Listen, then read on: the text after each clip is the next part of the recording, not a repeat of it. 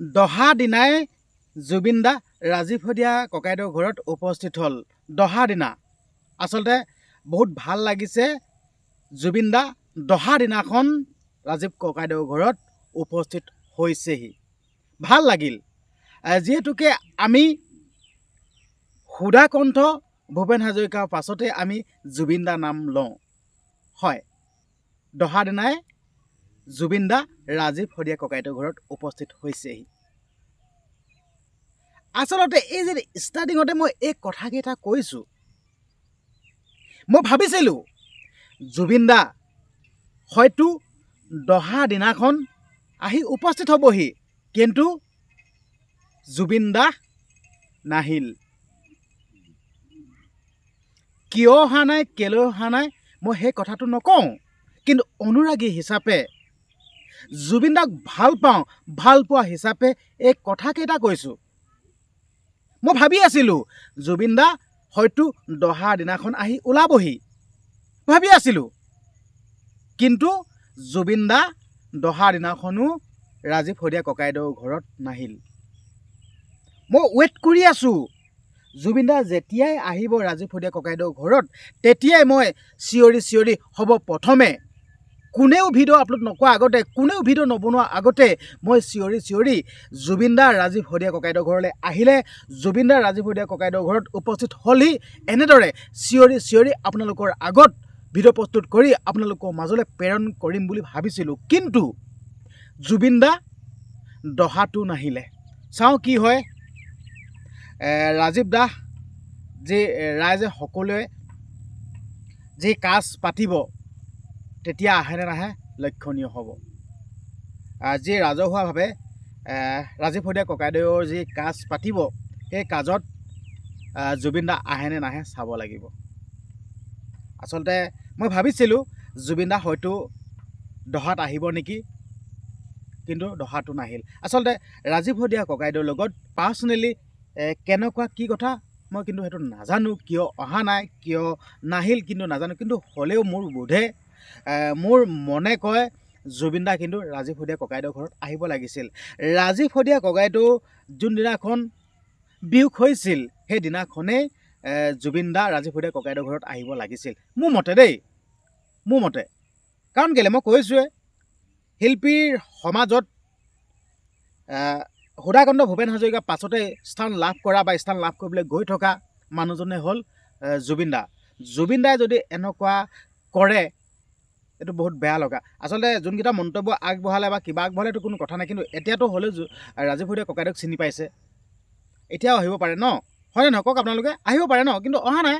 মই আৰু সেইকাৰণে মুকলিমূৰীয়াকৈ কথাকেইটা কৈছোঁ। আৰু আচলতে জুবিন দাক মই বহুত ভাল পাওঁ, আৰু ভাল পোৱাৰ কাৰণে এই কথাকেইটা ক'বলৈ সাহস কৰিছোঁ। যদি মই জুবিন দাক ভাল নাপালোঁ হয় বা জুবিন দাক বেয়া পালোঁ হয়, কিন্তু মই নবনাওঁ দেই, মই সঁচা কথা কৈছোঁ, ভিডিঅ' নবনাওঁ। কিন্তু জুবিন দাক মই বহুত ভাল পাওঁ, আৰু ভাল পাওঁ কাৰণেই মই জুবিন দাৰ ওপৰত এটা মন্তব্য আগবঢ়াইছোঁ। জুবিন দাৰ ওপৰত কৈছোঁ যেন জুবিন দাই কিয় নাহিল, সেইকাৰণে কৈছোঁ। যদি জুবিন দাক মই বেয়া পালোঁ হয়, মই ভিডিঅ' যদি একো নবনালোঁ হয়। কাৰণ কেলৈ, বেয়া পোৱা মানুহজনৰ নাম কিয় ল'ম, বেয়া পোৱা মানুহজনৰ কথা কিয় ক'ম, নকওঁ ন। কিন্তু মই সেইকাৰণে জুবিন দাক বহুত ভাল পাওঁ, অনুৰাগী হিচাপে বহুত ভাল পাওঁ। আচলতে জুবিন দাক আমি অসমৰ সম্পদ বুলি মানো, হয়, ঠিক আছে।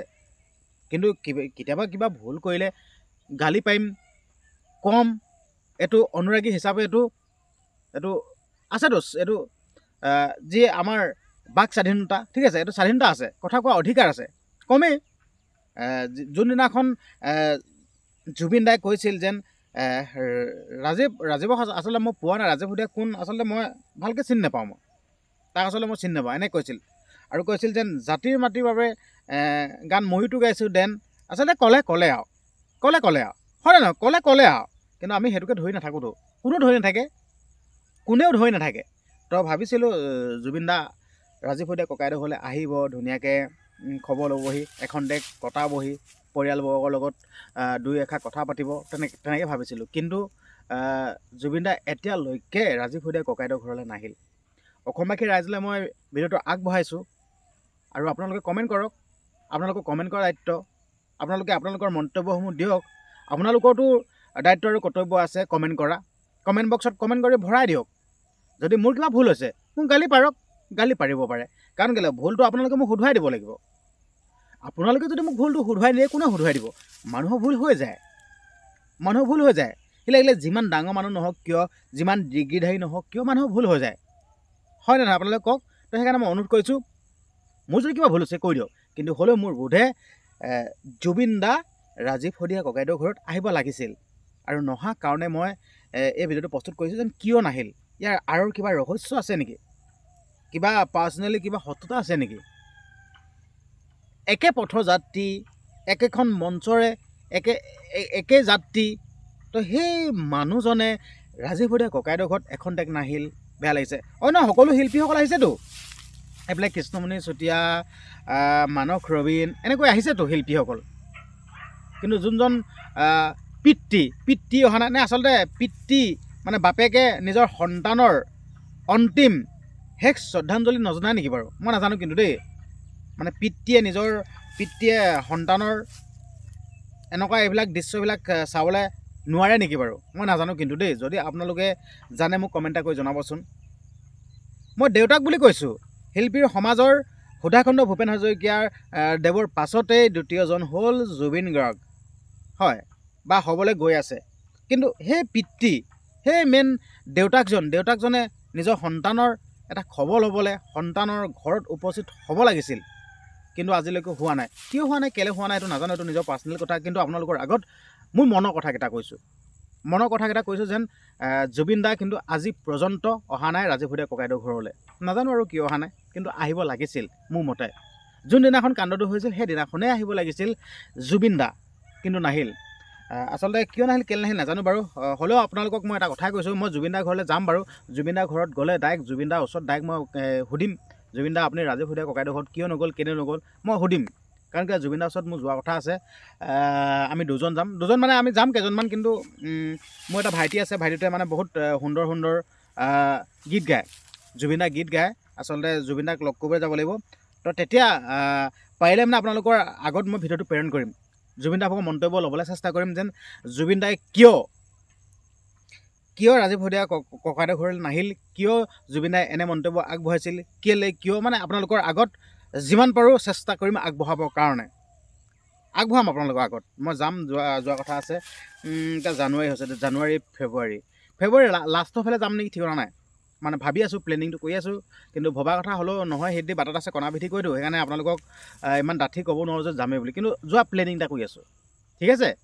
আৰু ঠিক আছে, হ'ব দিয়ক, ভিডিঅ'টো আপোনালোকৰ মাজলৈ প্ৰেৰণ কৰিলোঁ। মই যোনকেইটা কথা কৈছোঁ আচলতে কিবা যুক্তিযুক্ততা আছেনে? যদি যুক্তিযুক্ততা আছে আপোনালোকেও বাছ বিচাৰ কৰি চাওক, কমেণ্ট এটা দিব। কমেণ্ট নিদিয়াকৈ কিন্তু নাথাকিব। কিন্তু ভাবিছিলোঁ জুবিন দা ৰাজীৱ শদিয়া ককাইদেউৰ ঘৰলৈ আহিব বুলি, কিন্তু নাহিল। এইটো নহাটো নিজৰ এইটো কথা আৰু, হয় নাই, কোনোবাই ভাল পালে যাব। কিন্তু হ'লেও দেউতাক হিচাপে, পিতৃ হিচাপে ৰাজীৱ শদিয়া ককাইদেউৰ ঘৰলৈ জুবিন দা কিন্তু আহিব লাগিছিল। এনে বহুতো শিল্পী যোৱা নাই ৰাজীৱ শদিয়া ককাইদেউৰ ঘৰলৈ, সিহঁতৰ ওপৰত বাৰু একো মন্তব্য নবঢ়াওঁ, কাৰণ কেলৈ নিজৰ বাপেক, নিজৰ পিতৃজনকৰ কথাই কৈছোঁ, পিতৃজন যাব লাগিছিল, হয়নে নহয়? নে কিবা মই ভুল কৈছোঁ যদিও আপোনালোকে কমেণ্ট এটা কৰিব, যদি কিবা শুদ্ধ কথা কৈছোঁ যদিও কমেণ্ট এটা কৰিব, কমেণ্ট নকৰাকৈ নাথাকিব। আৰু পাৰিলে মানে ভিডিঅ'টো শ্বেয়াৰ কৰি দিবচোন, আন 10জনক এই কথাকেইটা শুনিব দিয়কচোন। আৰু যদি চেনেলটো ছাবস্ক্ৰাইব কৰে, চেনেলটো ছাবস্ক্ৰাইব কৰিব। ধন্যবাদ।